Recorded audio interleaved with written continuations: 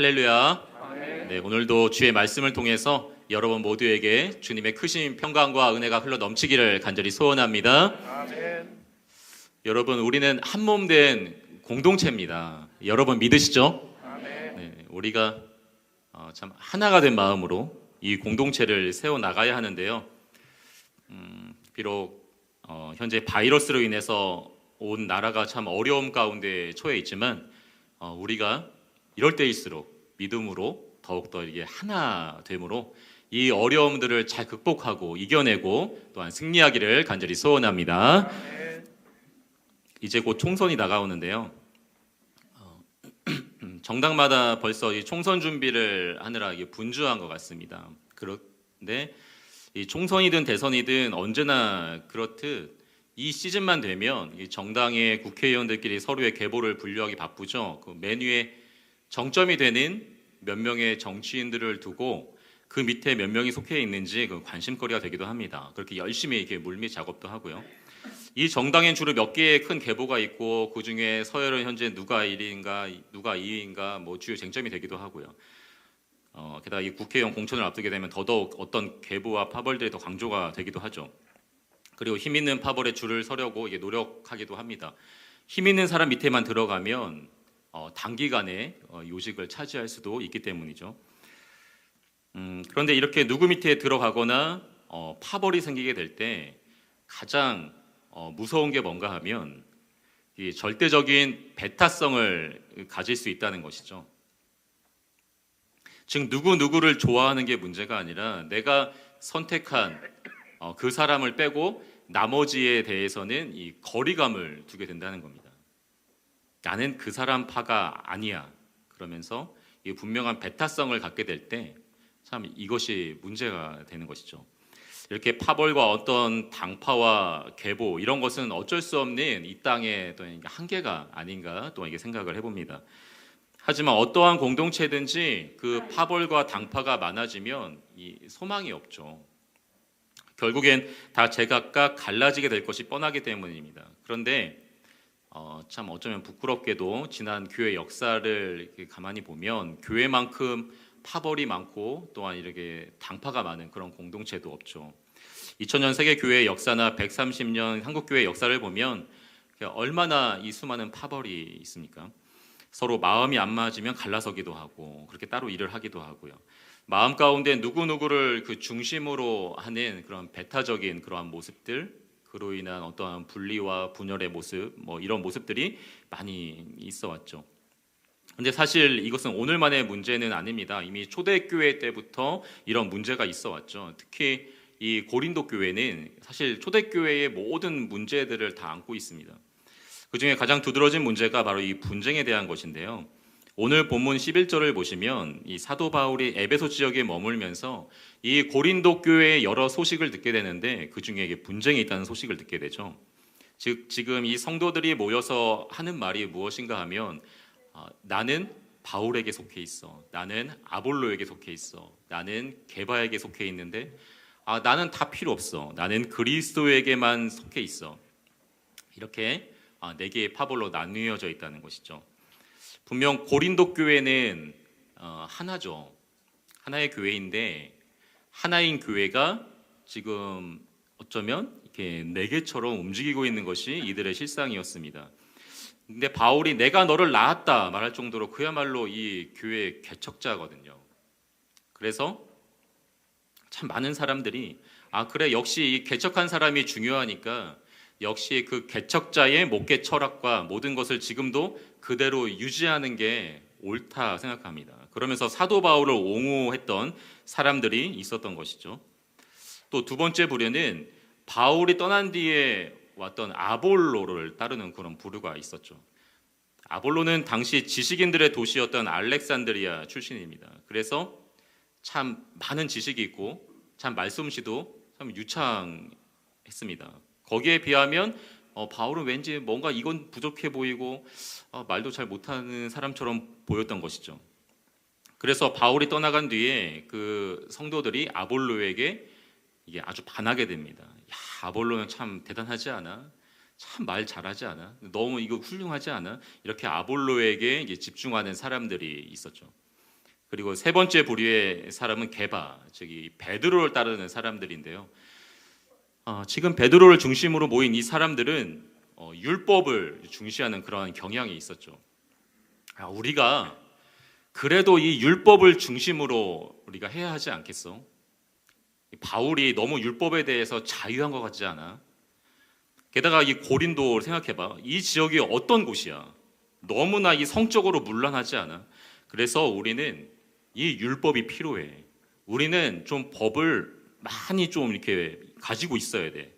그래야 이 통제가 되지 않겠어. 이러한 생각을 가지고 복음 외에 율법을 그래도 많이 보완하자라는 생각에 이런 베드로파가 있었습니다. 또 이들 외에 네 번째 부류가 있었는데 바로 이 그리스도파죠. 그러니까 이 사람들은 이런 겁니다. 나는 막 이 사람 저 사람 난 다 싫어. 오직 나는 그리스도에게만 집중할 거야. 우리가 볼 때에 당연히 네 번째 부류의 사람들이 정답으로 보이죠. 야, 그래. 역시 그리스도만 바라봐야지. 사람들을 보면 되겠어. 이게 당연한 것처럼 보입니다. 하지만 이 성경학자들은 본문을 주석하면서 여기 그리스도만 따르겠다고 하는 이 사람들, 이들은 앞에 있는 사람들을 다 무시하는 자들이라고 비판합니다. 그러니까 이런 것이죠. 나는 뭐 바울, 아볼로, 게바 다 필요 없어. 그리고 교회 안에 있는 이러한 뭐 질서들 이런 것도 다 필요 없어. 즉 그들은 교회의 질서를 다 무시해 버리는 거죠. 어떠한 그 성령의 초자연적인 능력만을 의지합니다. 즉 인간적인 지도자는 우리는 다 필요 없다. 우리는 오직 그리스도에게서만 모든 것을 공급받는다. 그러다 보니까 그 안에 그 질서라는 게 없는 거죠. 또 자기만 그리스도의 계시를 받은 자라고 막 주장합니다. 그렇게 자부하기 시작하고 그러다 보니까 서로가 자기가 진짜라고 주장을 하고 그 상대방을 지금 무시하는 거죠. 자, 그렇게 질서가 없는 곳에 당연히 분열이 생기지 않겠습니까? 이러한 자들이 바로 이 그리스도파에 속해 있는 자들의 실상이었죠. 사실 바울, 아볼로, 게바 다 뭐 교회의 신실한 일꾼들이죠. 뭐 참 얼마나 훌륭한 일꾼들입니까? 그건 뭐 누구도 부인할 수 없는 사실이죠. 이 사람들을 두고 이제 뭐 누가 더 좋고 누가 나쁘냐 뭐 그렇게 말할 수 있겠습니까? 다 교회 안에 있는 신실한 일꾼들인데요.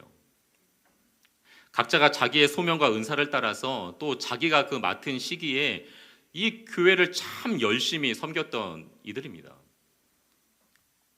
하지만 죄악된 본성을 가진 그 사람들의 시선에서는 이 세 명을 다 동등하게 존경하고 또 그리스도를 섬기는 것이 잘 안 됐던 거죠. 이 중에 하나만 선택해서 거기에 지나치게 몰입을 해버리고 또 거기에 지나치게 매달리면서 어쩌면 나머지를 다 부정해버리는 그러한 일이 발생하고 맙니다. 그렇다면 이 바울을 좋아하는 사람들은 왜 굳이 이렇게까지 아볼로와 베드로를 미워해야 했을까요? 또 아볼로를 따르는 사람들은 왜 굳이 바울과 베드로를 미워해야 했을까요? 왜 그렇게 갈라진 모든 파들이 서로만을 주장하고 다른 사람들을 부정해버리는 그러한 배타성을 가지게 되는 것일까요? 여러분은 어떻게 생각하십니까? 그러니까 이들은 이런 생각이 있는 거죠. 내가 속한 이곳만 진짜야. 나머지는 다 가짜야. 나는 저 사람의 흠을 많이 알고 있거든. 아볼로는 이런 문제가 있어. 또 바울은 이게 너무 부족해. 이게 참 문제야. 게바는 이게 엉망이야. 그러면서 한쪽에 집중하는 거죠. 즉 내가 보는 것만 정답인 거예요. 이렇듯 하나에만 지나치게 몰입하고 집중하는 이러한 모습을 보였던 것이 그 당시 가지고 있었던 파벌의 문제죠. 그런데 오늘날도 이러한 모습들이 참 어쩌면 많이 있죠. 현재 한국 교회가 겪고 있는 어려움 가운데 참 두드러지는 것이 그 교회들이 하나 되지는 못하는 그러한 모습들이죠. 도대체 서로가 교회 대표라고 주장을 하기만 하지 단일화가 참 안 됩니다. 대체 어떤 기관이 교회를 대표해서 일을 하는지 참 헷갈리죠. 그러다 보니까 괜히 교회들만 갈팡질팡하게 되고 혼란을 겪기도 하고요. 교회들끼리 의견이 맞지 않아서 막 찢어지는 경우들도 보고요. 싸우고 분열합니다. 또 한 교회 안에서도 마찬가지죠. 교회의 주인이 대체 예수님인지 아니면 어떠한 교회 단체의 대표가 교회의 주인인지 서로가 주인이 되기 위해서 싸우고 분열하는 가운데 어쩌면 교회가 힘을 잃어가는 부분이 있죠. 분열과 파벌의 문제로 인해서 교인들이 계속해서 시험 들고 교회를 떠나가기도 합니다. 또 교회 안에서 이런 일들이 또 일어나기도 하죠. 나는 어느 장로님이 좋아, 나는 어떤 권사님이 좋아, 나는 어떤 집사님이 좋아. 그렇게 또 이렇게 나뉘어져서 나는 누구 거기에 있어 공공연하게 말하기도 하고, 그러다가 어쩌면 싸우기도 하고 그런 일들이 일어납니다. 참 이전 교회들에서 제가 봤던 그 일들인데요. 그러다 교회 안에 분열이 일어나서 그 일이 심각해지기도 하고, 그러다가 심지어는 경찰이 출동하기도 하고 용역들을 시켜서 교회 문을 다 틀어막고 싸우기도 하고, 어쩌면 참으로 블랙 코미디 같은 그러한 일들이 지금 어쩌면 우리 현실에서 일어나고 있죠. 지금 교회 현실들을 보면 정말 우리가 깨어서 정말 기도해야 할 때입니다. 주님이 머리가 되시고 우리는 분명 한 몸이죠. 그래서 옆에 있는 지체가 아프면 나도 아픕니다. 옆에 있는 지체가 기쁘면 나도 기쁜 것이죠. 그렇게 서로서로를 돌아보고 격려해주고 사랑해주고 세워주고 안아주는 모습, 그게 참 정상적인 교회의 모습이죠. 그런데 어느 공동체나 그렇지만 교회 안에도 은근히 이러한 끼리끼리의 문화가 있는 것 같습니다. 제가 참 이전 교회들에서 계속해서 보아왔던 모습들인데요. 물론 오랫동안 함께 지냈기 때문에 정이 들고 끈끈한 무언가가 있을 수 있죠. 목장 모임이든 기도회 모임이든 한 마음으로 이렇게 똘똘 뭉쳐서 일을 감당해 나가야 하기 때문에 어쩌면 굉장히 필요한 모습일 수 있습니다. 하지만 이러한 모습이 혹시라도 우리 가운데, 우리 공동체 가운데 보이지 않는 그런 울타리를 치고 있지는 않은지 참 우려가 되기도 합니다. 분명 우리끼리는 너무 좋은데 그 안으로 누군가가 이렇게 들어오려고 했을 때 느껴지는 그 불편함 같은 거죠. 분명 우리 목장은 그냥 이대로가 좋은데 어쩌면 이 새 가족이 들어오면 반가운 것이 아니라 어쩌면 그를 통해서 불편한 마음이 드는 것, 그런 마음들이 교회 안에 존재하기도 하는 것 같습니다. 내가 일일이 다 챙겨줘야 되고 가르쳐야 하고 그래서 귀찮은 일이 있을 수 있죠. 이전에 사역했던 교회에서 이런 문제 때문에 새 가족이 상처를 받고 교회를 떠나는 모습들을 이렇게 몇 번을 보았습니다. 그때마다 너무너무 마음이 아프더라고요. 분명 우리 목장들마다 새 가족이 들어오면 그들이 적응하기까지 섬겨줘야 하는 일들이 요구가 됩니다. 분명 시간과 많은 정성들이 그 안에 요구가 되는 거죠. 제가 지금까지 셀이나 목장과 같은 소그룹 사역을 하면서 절실하게 느끼게 된 것은 그 모임 안에 계속해서 새 가족들이 들어와야 건강하게 그 모임이, 그 공동체가 유지된다는 것이죠. 그 모임 안에서 전도가 이루어지고 그렇게 새로운 영혼들이 그 안에 와서 정착하게 되고, 그리고 그들이 교회의 일꾼으로 바로 세워지는 그런 모습들, 이러한 모습이 참 너무나 중요합니다. 그래서 그 모임이 배가 되어서 이제 또 다른 목장이 거기서 생겨나고 그렇게 그 모임이 건강하게 이렇게 세워지는 거죠.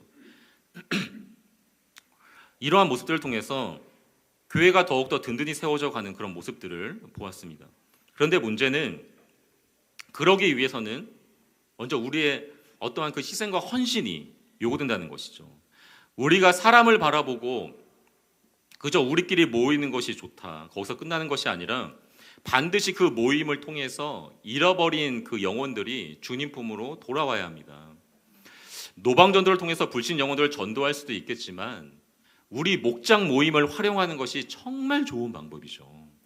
사실 예수님을 모르는 사람들은 이 교회가, 이러한 우리 교회 안에 이런 문화가 굉장히 낯설고 불편할 수 있습니다. 하지만 소그룹에서 모이는 그 모임 가운데는 별다른 거부감이 없이 참석하는 경우가 많죠. 그리고 그 안에서 관계가 형성되고 나면 교회에 참 이게 쉽게 정착하곤 합니다. 그런 사람은 보다 더 쉽게 주의 일꾼으로 세워질 수 있죠. 우리 교회와 또한 우리 모든 목장 모임이 불신 영혼들을 향해서 참 문이 더 활짝 열려 있어야 할 것입니다. 더 큰 관심과 사랑이 필요하다는 것이죠. 그런 것이 없이 새로 등록한 사람이 교회 안에 들어오게 되면 어쩌면 보이지 않는 울타리로 인해서 불편함을 느낄 수 있죠. 교회와 목장 모임을 통해서 받은 은혜가 계속해서 우리 밖으로 흘러가야 합니다. 왜냐하면 단지 사람들의 모임이 아니라 우리 주님이 주인 되시는 그 하나의 공동체이기 때문이죠. 어쩌면 앞에서 살펴본 그러한 파벌들이 생겨나는 것은 다 이 사람에게 집중하기 때문에 생긴 문제들이죠. 그러다 보니까 지도자들이 그 목양보다 그 영혼에 관심을 쏟기보다 정치에 관심을 갖게 됩니다. 권력과 명예에 눈이 멀어서 주님이 맡기신 양들의 관심이 없죠. 이처럼 사람에게 주목하는 것은 신앙생활이 매우 건강하지 않음을 단적으로 보여줍니다. 그런데 또 다른 부류가 있죠. 바로 이 그리스도파입니다. 나는 다 필요 없어. 그리스도에게만 집중할 거야. 이런 부류도 우리는 조심해야 하는데요. 겉으로는 참 맞는 말을 하는 것 같지만 실상은 하나님이 세우신 그 교회의 질서를 다 부정해버리고 나는 하나님께 직통계시를 받는다. 그런 말을 하는 거죠. 실제로 제가 사역했던 그 교회 안에 이런 부류가 있었습니다. 그들은 교회 안에 있는 모든 그런 질서들을 무시합니다. 그리고 이들이 중시하는 것은 어디에 뭐 예언 기도 받으러 다니고 치유 집회, 은사 집회 이런 곳만 쫓아다니죠. 그들은 하나님의 말씀보다 사람의 말을 더 신뢰하는 모습들을 많이 보였습니다. 결국에 이들은 그리스도를 따르는 자들이 아니라 사람을 따르는 자들이죠. 겉으로만 그런 척하는 거지 결국에는 다 자신의 그 유익을 위해서 사는 자들이죠. 이 말씀을 깊이 묵상하면서 제가 느끼게 되는 것은 참 우리의 신앙 가운데 이 균형을 잘 지켜야 한다는 겁니다. 우리가 사람에게만 집중하면 문제가 되지만 어쩌면 우리 신앙의 선배들의 모습을 바라보면서 정말로 배울 것은 배우는 그러한 자세는 우리에게 너무나 필요한 것이죠. 사람의 단점만 보다 보면 정말 한도 끝도 없습니다. 우리가 가운데 완벽한 사람이 누가 있을까요? 그래서 우리는 이제부터라도 사람의 단점을 보기보다는 그래도 저분은 이러한 장점이 있어. 저분은 참 이걸 잘하셔. 이러한 마음가짐을 자꾸 가져보는 거죠. 결국 교회 안에 모든 어르신들이나 모든 중직자들을 볼 때마다 하나님께서 세우신 것을 우리가 인정하고 그 각각의 좋은 점들을 우리가 취해서 배울 것들을 우리가 찾는 겁니다. 그래야 할 때 우리 안에 보이지 않는 파벌이 생기지 않고 교회가 더 하나 될 수 있는 거죠. 결국에 정말로 중요한 것은 우리가 그리스도의 몸임을 우리가 잊지 말아야 한다는 것입니다. 이것은 세상의 일반적인 그런 덕담 수준이 아닌 것이죠. 그래서 오늘 13절 말씀이 참 중요합니다. 우리 13절 말씀 한번 같이 읽도록 하겠습니다. 그리스도께서 어찌 나뉘었느냐 바울이 너희를 위하여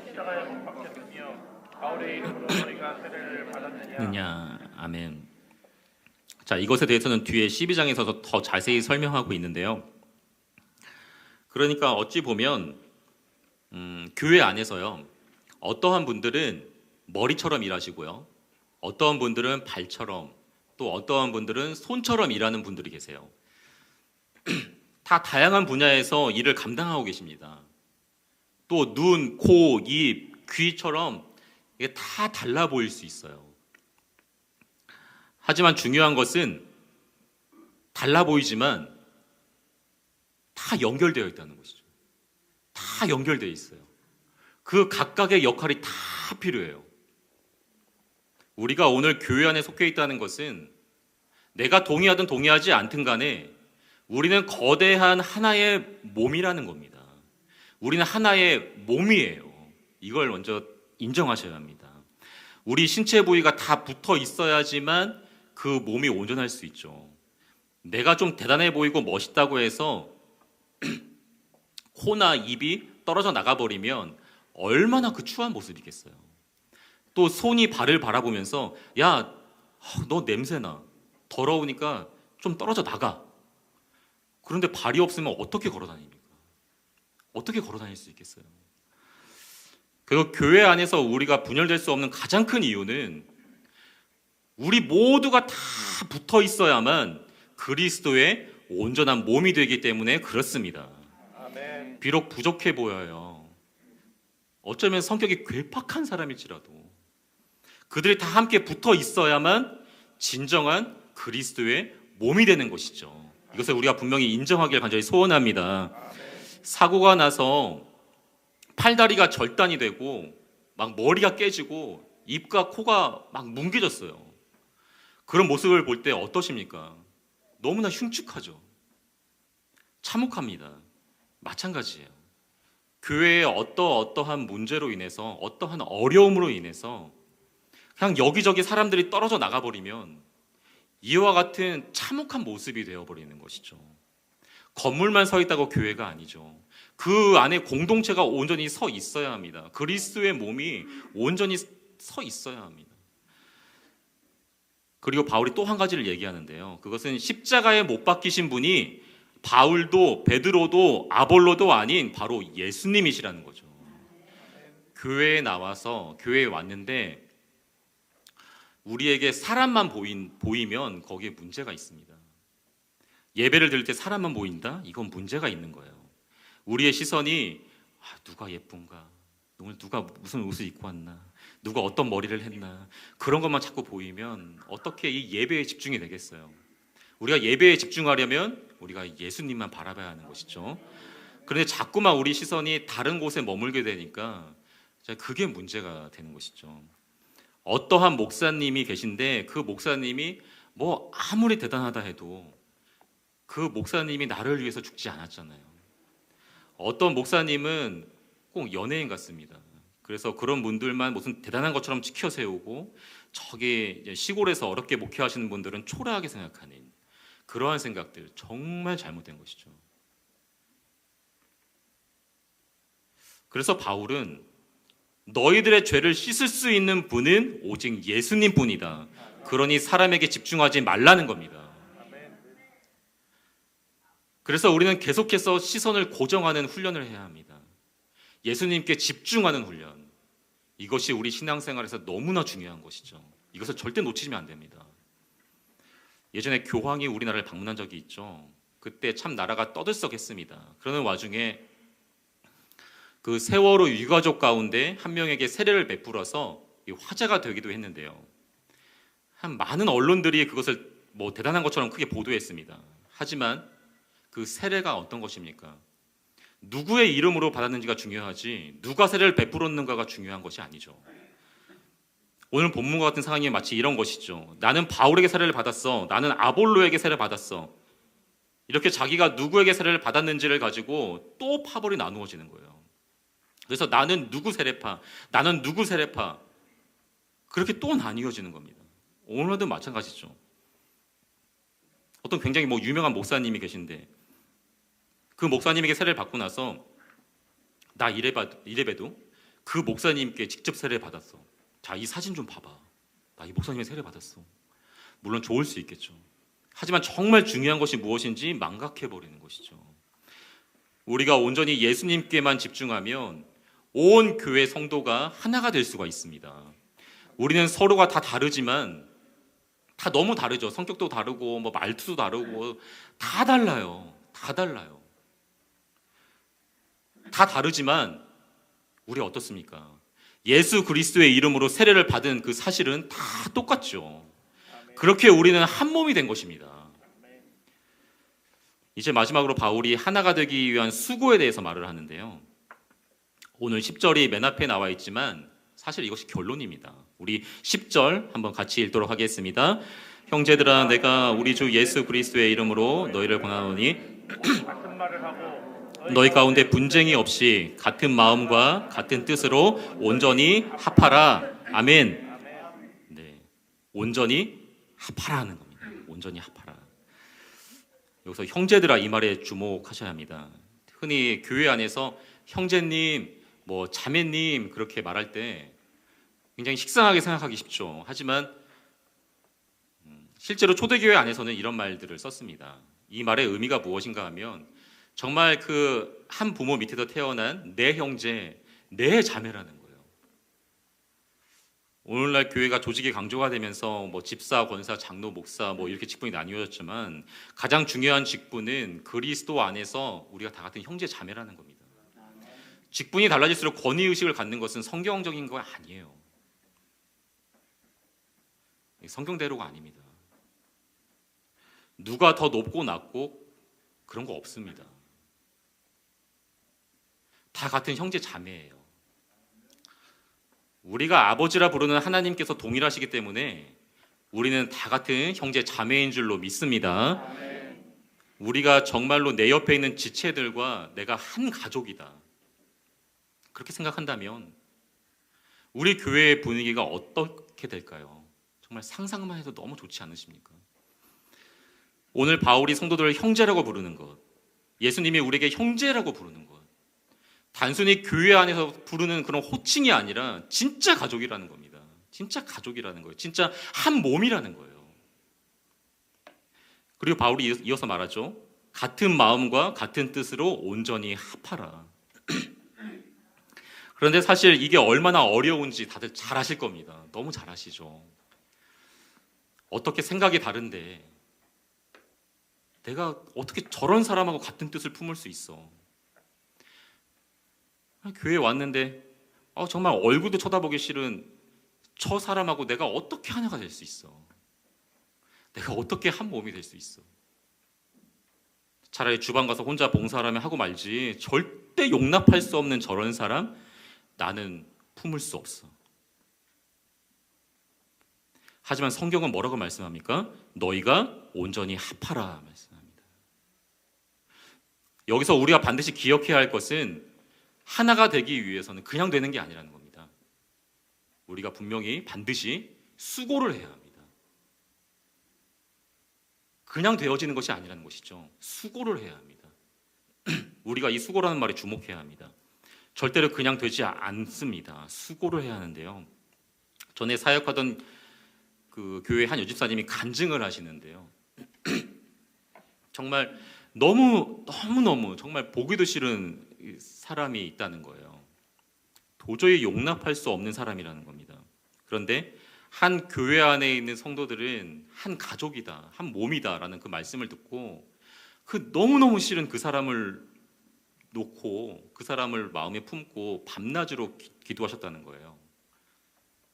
그렇게 기도하기를 계속하는데 어느 날 그 사람의 속에 있는 상처와 그 아픔들이 자신에게 그냥 생생하게 전달이 되는 것을 경험을 합니다. 그 사람의 그 삶과 그 고난의 무게가 온전히 다 느껴져서 그 사람이 너무너무 불쌍하게 느껴지는 거예요. 그래서 그렇게나 가슴을 부여잡고 막 울었다는 겁니다. 그렇게 하루가 지나고 나서 그 사람에게 다가가서 이렇게 말한 거죠. 집사님, 제가 그동안 집사님 미워해서 정말 죄송해요. 제가 잘 몰라서 그랬어요. 제가 앞으로 집사님을 위해서 제가 더 기도할게요. 이런 말을 하는데 그 상대방 집사님 그 눈에서도 눈물이 쭉 흐르는 거예요. 실은 그 집사님도 같은 기도 제목을 가지고 밤낮으로 그렇게 기도하셨다는 거죠. 그런데 주님이 마음을 주시는데도 용기를 내지 못해서 그렇게 머뭇머뭇거리고 있었는데 집사님, 나에게 먼저 다가와줘서 너무 고마워요. 그렇게 고백을 하더라는 거죠. 그 마음이 너무나 고마워서 그렇게 하염없이 막 부둥켜 안고 막 펑펑 울었다는 거죠. 주님이 그 마음을 만지시니까 그 마음이 치유가 되고 회복이 된 것입니다.